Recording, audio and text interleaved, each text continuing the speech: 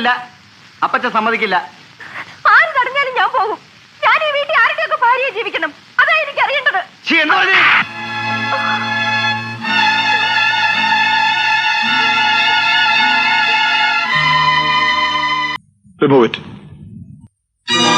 ഓമന കൊലക്കേസ് ഒരു പുതിയ വഴിത്തിരിവിലേക്ക്. ഓമനയുടെ കൊലപാതകം ദുരൂഹമായ സാഹചര്യത്തിലേക്ക് നീങ്ങിക്കൊണ്ടിരിക്കുന്നതിനാൽ അന്വേഷണ ചുമതല വഹിച്ചിരുന്ന ഡിവൈഎസ്പി പ്രഭാകര വർമ്മയെ തൽസ്ഥാനത്ത് നിന്നും നീക്കം ചെയ്യുകയും പകരം പുതിയ ഡിവൈഎസ്പി ദേവദാസിനെ നിയമിക്കുകയും ചെയ്തു.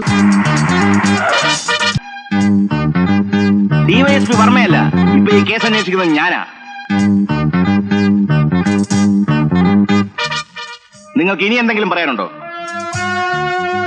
ഇല്ല. ഇനിയിപ്പോ എന്ത് ചെയ്യും മോളെ? നമുക്ക് ആ ചാക്കോച്ചിനെ പോയി കണ്ടിട്ട് വരാം. അത് നേരാ.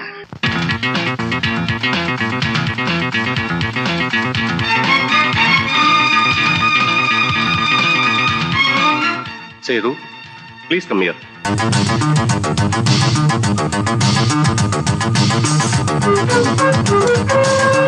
Mr. Sedu, you are deputed for the inquiry of the Omanas case. Thank you, sir. Mr. Sedramayar, DOSP CV. ആ സാരിയിൽ ഉണ്ടായിരുന്നത് O നെഗറ്റീവ് ഗ്രൂപ്പിൽപ്പെട്ട രക്തമാണ്. അതിന്റെ ഉടമസ്ഥൻ ഒരു ജോയ് മാത്യു, 34 വയസ്സ്. ജോയ് മാത്യു എന്ന ജോണിക്കുട്ടിയുടെ രക്തം മരിച്ചുപോയ ഓമനയുടെ സാരിയിൽ എങ്ങനെ വന്നു? എനിക്കറിയില്ല.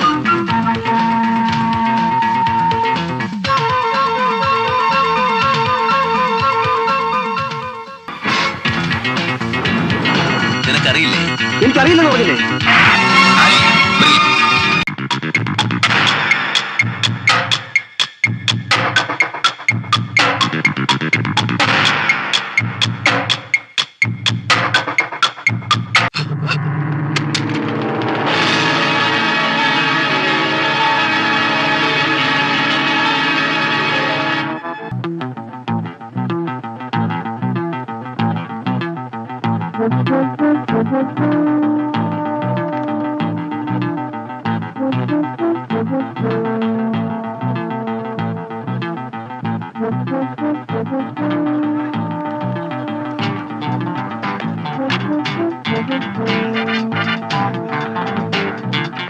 ആരാ സാറേ ഈ CBI?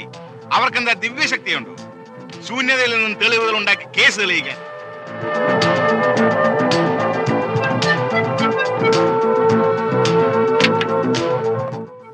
ഇത് മിസ്റ്റർ സേതു. പരിചയപ്പെടുത്തേണ്ട കാര്യമില്ല, എനിക്കറിയാം. Yes, come in. പണ്ടെങ്ങാണ്ടോ ചക്ക വീണപ്പോ ഒരു മൊയല് ചത്തെന്ന് വെച്ച് എന്നും ചക്ക വീണാ മൊയല് ചാവുമോ സ്വാമി? ചാകാൻ വിധിയുള്ള മുയലാണെങ്കിൽ ഇപ്പോഴും ചാവും സാർ. ചുണ്ടുകൾക്കും നഖങ്ങൾക്കും നീല നിറം ഉണ്ടായിരുന്നു. സാരി ചുറ്റിയതിന് നേർത്ത പാട് കഴുത്തിലുമുണ്ടായി. ഇത് അശ്വതിയുടെ സാരിയാണ്. പിന്നെ അവനെങ്ങനെ ഇതിൽ കെട്ടിത്തൂങ്ങി? ഈ സാരി വാങ്ങിയ ആളാരാണെന്ന് അറിയാമോ? കണ്ടാ തിരിച്ചറിയാൻ പറ്റുമോ? കണ്ടാ തിരിച്ചറിയാം. എന്റെ മോൻ ഒരു കടയിൽ നിന്നും സാരി വാങ്ങിച്ചിട്ടില്ല. എങ്ങനെ മനസ്സിലായി? ഇനി എന്തെങ്കിലും വേണം? ഒന്നും വേണ്ട, വേഗം ഒന്ന് പാക്ക് ചെയ്താ. ഓട്ടോ ഡ്രൈവറുടെ മൊഴിയിൽ നിന്നും യാത്രക്കാരൻ വക്കീലാണെന്ന് മനസ്സിലായി. തുണിക്കടക്കാരൻ രമേശിനെ തിരിച്ചറിഞ്ഞതോടുകൂടി തെളിവുകൾ പൂർണ്ണമായെന്ന് ഞങ്ങൾ കരുതി. പക്ഷേ മിസ്റ്റർ രമേശ് ഞങ്ങളുടെ കണക്കുകൂട്ടലിൽ മുഴുവൻ മറ്റൊരു മാർഗവും ഇല്ലാത്തതുകൊണ്ടാണ് ഞാൻ ചെയ്തത്.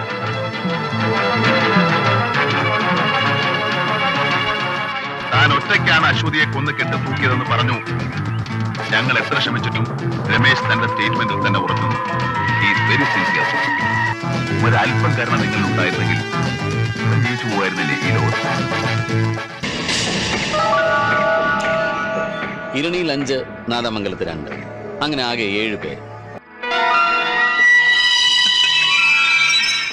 നാദാമംഗലത്ത് സക്രിയയുടെ വീട് മാണിക്കുഞ്ഞെന്ന് പറഞ്ഞാലേ നാട്ടുകാരറിയോ? കൊല്ലപ്പെട്ടത് 2 പേര്. അറിയില്ല. മാണിക്കുഞ്ഞ് 55 വയസ്സ്. അറിയില്ല. മോസി മാണിക്കുഞ്ഞിന്റെ മകന്റെ പേര്. അറിയില്ല. വേറൊരുത്തിനും കഴിവേറ്റം കിട്ടാതായിപ്പോ എല്ലാം കൂടി എന്റെ തലയെ കയറ്റിയതാ. ഞങ്ങളത് ഇറക്കാൻ ശ്രമിക്കാം, പക്ഷെ ഇതാണ് സാറിനെങ്കിൽ നിന്നെ ഞാൻ. വേണ്ട ചാക്കോ,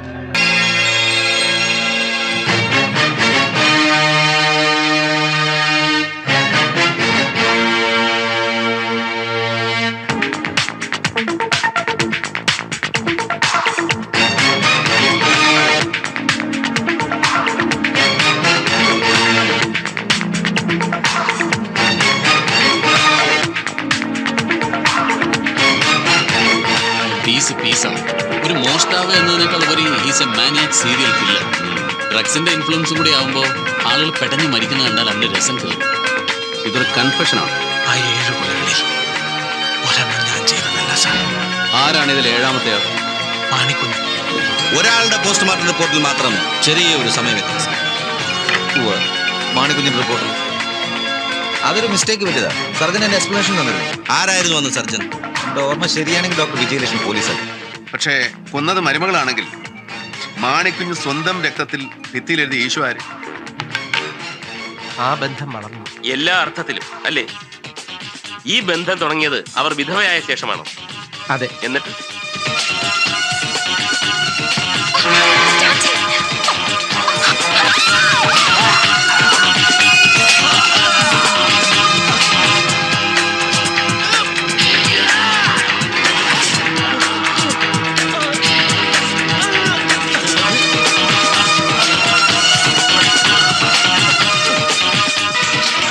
അപ്രതീക്ഷിതമായി നടന്ന സംഭവത്തിൽ ഭയന്ന് പരിഭ്രമിച്ച് എന്ത് ചെയ്യണമെന്നറിയാതെ ഇരിക്കുന്ന സമയത്താണ് അലക്സ് അവിടെ വന്ന്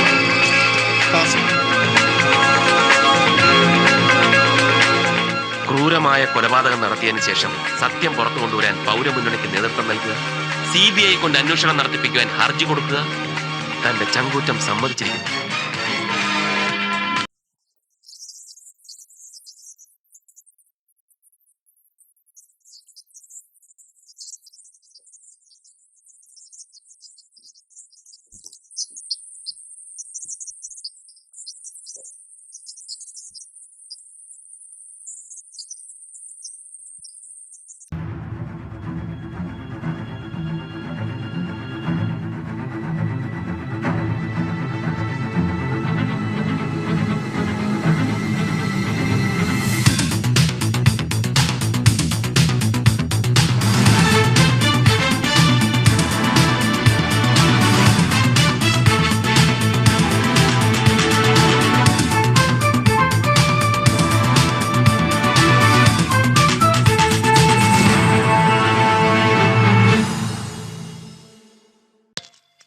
സ്വാമിയെ നിന്നേ, അങ്ങനെ അങ്ങ് പോയാലോ? ഇനി പോവല്ലോ.